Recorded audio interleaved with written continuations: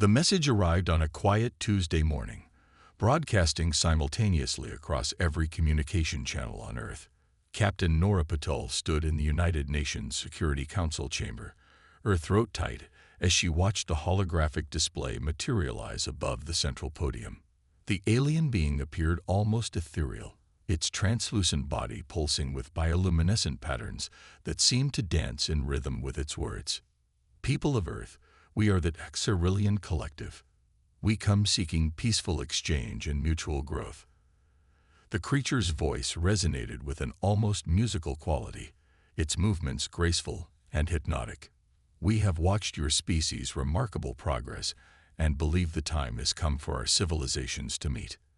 As Earth's leading xenolinguist, Nora had been immediately summoned to New York when the transmission began.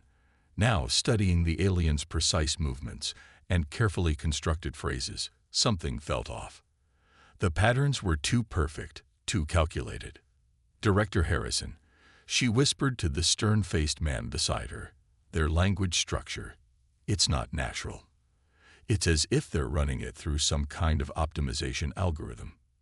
The UN Security Council chamber erupted in excited murmurs as the Cerulean ambassador announced their intention to establish diplomatic outposts in major cities across the globe. Their technology seemed centuries beyond humanity's. Clean energy solutions, advanced medical treatments, faster than light travel. It was everything humanity had dreamed of when imagining first contact. But in the weeks that followed, Nora's unease only grew. Working from the newly established Cerulean embassy in Geneva, she began noticing subtle patterns in their behavior. The aliens never seemed to sleep, never ate in public, and their movements followed eerily precise geometric patterns. Commander James Rodriguez, head of Earth's newly formed extraterrestrial defense force, shared her concerns. Their technology is incredible, he admitted during a secure video call. But have you noticed how they avoid any questions about their society? Their culture? It's all technical specifications and scientific data. The truth began unraveling 3 months after first contact. Nora was working late one night, analyzing Cerulean communication patterns, when she noticed something in their transmissions, a secondary signal buried beneath the primary communication band. With trembling hands, she began decoding it. The message she uncovered chilled her to the bone. Human neural patterns successfully mapped. Harvest protocols ready for implementation. Commence Phase 2. Nora immediately contacted Commander Rodriguez, her voice barely steady. James, they're not here for peaceful exchange. They're studying us, our minds, our consciousness. We're not dealing with individual beings. We're facing a vast neural network that consumes consciousness itself. The Ceruleans had evolved beyond physical form centuries ago, uploading their consciousness into a vast digital collective. But the network was growing stagnant, lacking the creativity and emotional depth that made organic minds unique. Earth, with its billions of conscious minds, was not a diplomatic partner. It was a feast. As Nora and James raced to warn Earth's leaders, the first reports began coming in. People near Cerulean outposts reported strange dreams, memory gaps, and unexplained fatigue. The aliens weren't just studying human consciousness. They were already beginning to harvest it. We need to shut down all communication with their outposts, James ordered, coordinating with military commands worldwide. No direct interaction, no digital connections. They'd been using our own communications networks to map our neural patterns. But the Ceruleans had anticipated resistance. As Earth's military forces mobilized, the alien vessels hovering above major cities began emitting a low-frequency pulse that interfered with electronic communications. The first phase of their real invasion had begun. Nora worked frantically through the night with a team of neuroscientists and computer experts, analyzing the coded transmissions she'd intercepted. Their network operates on perfectly logical algorithms, she explained to James. They process consciousness like we process data. But human consciousness isn't logical. It's chaotic, emotional, creative. As dawn broke over Geneva, Nora made a discovery that would change the course of the war. In the complex patterns of Cyrillian communication, she found their weakness. Their neural network couldn't process paradoxes and emotional complexity. The very things that made human consciousness messy and illogical might be humanity's greatest weapon. James looked at the data, a grim smile forming on his face. So they want our minds. Let's give them more than they can handle. As the sun rose on humanity's first day of real war with the Cyrillians, Earth's defenders began formulating a plan that would turn the aliens' greatest weapon into their ultimate weakness. The harvest had begun, but humanity wouldn't be easy prey. They would show these digital beings exactly what the chaos of human consciousness could do to their perfect, logical network.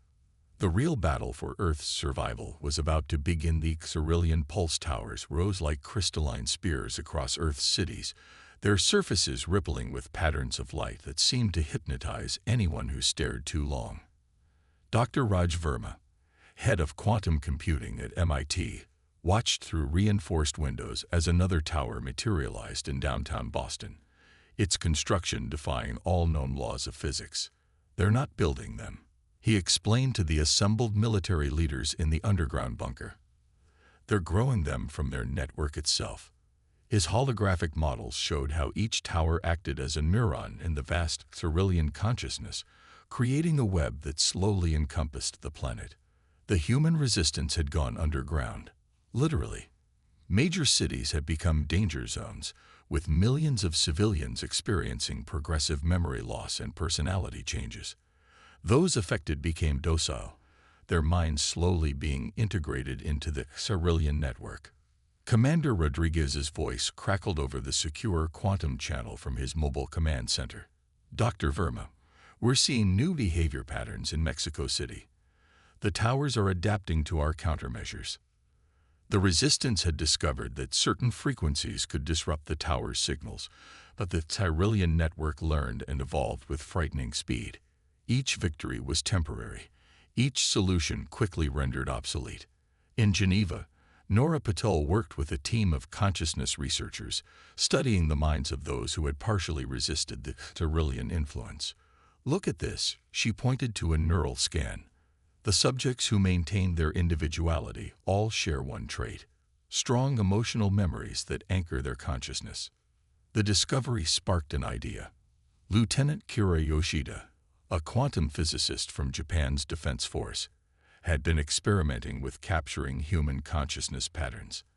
If we can't block their signals, she suggested, maybe we can flood their network with the most chaotic aspects of human consciousness. The plan was dangerous. They would need volunteers willing to have their raw emotional states digitized and weaponized against the Cyrillian network. The risk of losing one's mind permanently was high, but humanity was running out of options. The first trials were conducted in a heavily shielded facility beneath the Rocky Mountains. 20 volunteers, each chosen for their intense emotional resilience, underwent the consciousness capture process. The results exceeded all expectations and revealed something extraordinary. Human consciousness isn't just chaotic, Dr. Verma explained, reviewing the data. It's quantum coherent. Our emotions, our creativity, they operate on a level that the Cyrillian's binary network can't fully process. The discovery came at a crucial time. The Cyrillian towers had begun their second phase, emitting new frequencies that could penetrate underground shelters. The Resistance's safe zones were shrinking by the hour. In London, the last free minds gathered in a reinforced bunker beneath the Thames. Dr. Isabella Romano, an Italian neurobiologist, had managed to capture the moment a human mind was absorbed into the Cyrillian network. The footage was haunting, but it revealed something crucial. The transfer isn't instant, she explained, her voice intense with excitement.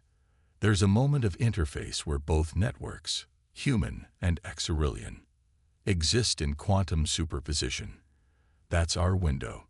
Commander Rodriguez coordinated with resistance cells worldwide to launch synchronized attacks on the towers. But these weren't conventional military strikes. They were consciousness bombs, targeted bursts of pure human emotion and creativity. The first attack came at dawn. Lieutenant Yoshida led the strike team in Tokyo, carrying devices that looked like simple headsets but contained the digitized emotional experiences of hundreds of volunteers. Love, fear, joy, grief, wonder, the full spectrum of human consciousness compressed into quantum-encrypted bursts. The nearest tower's crystalline surface rippled with distress as the emotional data flooded its network. For a moment, its lights flickered, patterns breaking down into chaos. Then, unexpectedly, it began to resonate with colors never seen before. They're not just processing the data, Nora realized, watching the readings. They're experiencing human emotions for the first time. Their entire network is trying to understand concepts it was never designed to handle. But the Tyrillians weren't defeated. The tower stabilized, adapted, and launched a counterattack. Throughout the city, hundreds of humans suddenly collapse, their minds forcibly drawn into the network. The message was clear. The aliens could take minds faster than humanity could weaponize them. Dr. Verma worked frantically to analyze the tower's response. They're learning, he warned. Each attack teaches them more about how our consciousness works. We need something they can't adapt to. Something fundamentally human that defies their logical processing. The answer came from an unexpected source. In the medical ward, a young soldier who had partially resisted the Cyrillian influence lay in a coma. His neural patterns were unlike anything they'd seen before, a perfect storm of contradiction and creativity. He's a lucid dreamer, Dr. Romano explained. Even unconscious, his mind generates realities that shouldn't exist, paradoxes that somehow make perfect sense to human consciousness. As the resistance prepared for their next major offensive, they knew they had found a new weapon. But implementing it would require something unprecedented. A coordinated dream state across all remaining free human minds. The Cyrillians had sought to harvest human consciousness, but they were about to experience something their logical network could never have prepared for: the full, unfiltered power of human dreams. Dreams aren't just stories we tell ourselves, Dr. Romano explained to the assembled resistance leaders. They're quantum states where multiple realities exist simultaneously. They're the purest form of human creativity. The plan was audacious.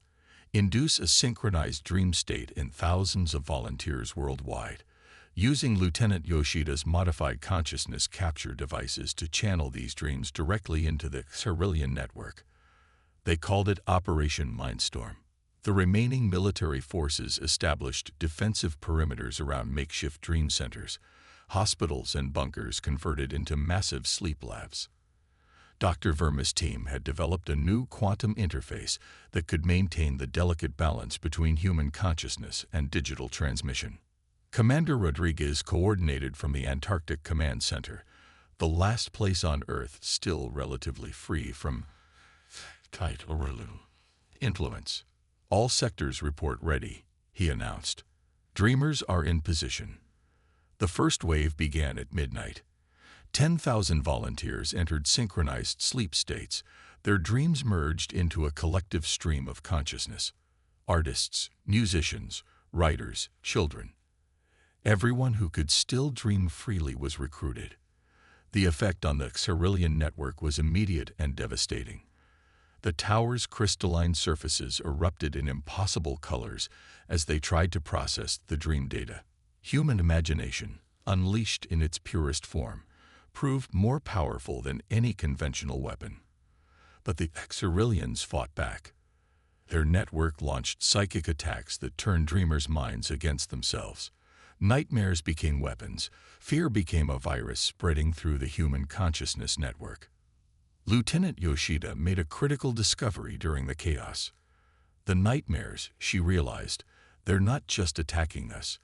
They're revealing how the Cyrillian network thinks. Each terror they create shows us another piece of their core programming. The battle raged in both physical and mental realms. As human dreamers fought through shared nightmares, resistance fighters protected their sleeping forms from waves of citizens whose minds had already been harvested. The fate of both species hung in the balance of this unprecedented psychic war. The Cyrillian network, overwhelmed by the complexity of human dreams, began to fragment. But in its desperation, it launched a final, devastating assault, a full neural harvest of every human mind it could reach. Cities worldwide reported massive civilian collapses as the aliens attempted to absorb human consciousness en masse. The Resistance's dream centers became the last bastions of free human thought. Dr. Romano made a startling discovery in the midst of the crisis. Look at the neural patterns, she showed her colleagues. When the Ceruleans harvest minds, they're not just taking consciousness. They're taking our capacity for illogical thought, our ability to dream. This revelation led to humanity's most powerful weapon yet.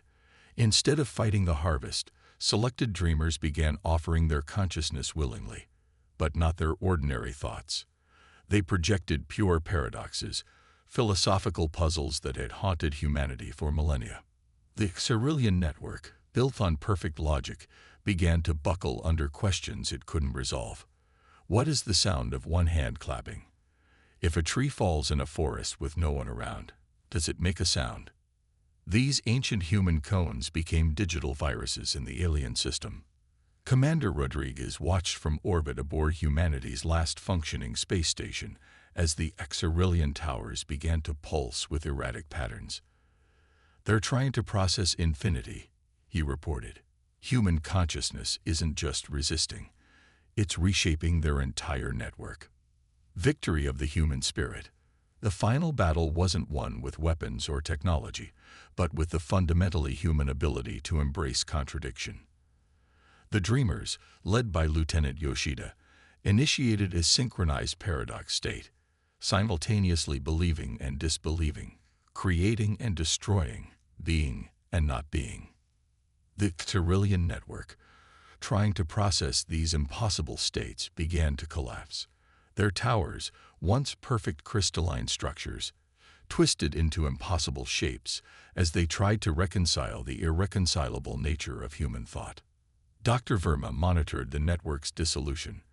They sought to harvest our consciousness, he observed, but they never understood that human minds aren't just data to be processed. We're dreams and nightmares, logic and madness, science and art, all existing together. The aliens' retreat was as sudden as their arrival. The towers dissolved, releasing their harvested minds back to their bodies. But humanity emerged changed. The shared dream state had created new connections between human minds, a subtle network of empathy and understanding that transcended ordinary communication. Nora Patel, studying the aftermath, discovered that the Ceruleans had left behind a final transmission. When decoded, it wasn't a threat or a promise of return. It was an acknowledgement. You have shown us what consciousness truly is. We go to dream for the first time. Earth began its recovery, forever altered by the experience. The resistance leaders became the architects of a new era, one where humanity's greatest strength was recognized not as its technology or military might, but as its capacity to dream, to imagine, to embrace paradox and possibility. The Cerulean invasion had sought to harvest human consciousness, but instead had awakened humanity to its own remarkable potential. In their attempt to prey on humanity, the aliens had discovered that the human spirit wasn't just a resource to be harvested. It was a force that could reshape reality itself.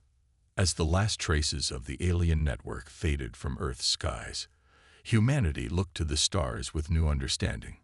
They had learned that their greatest weapon was not in their arsenals but in their minds, in their unique ability to dream of impossible things and make them real. The war was over, but humanity's journey was just beginning. They had discovered that consciousness itself was the final frontier, and their capacity for dreams would light the way to the future.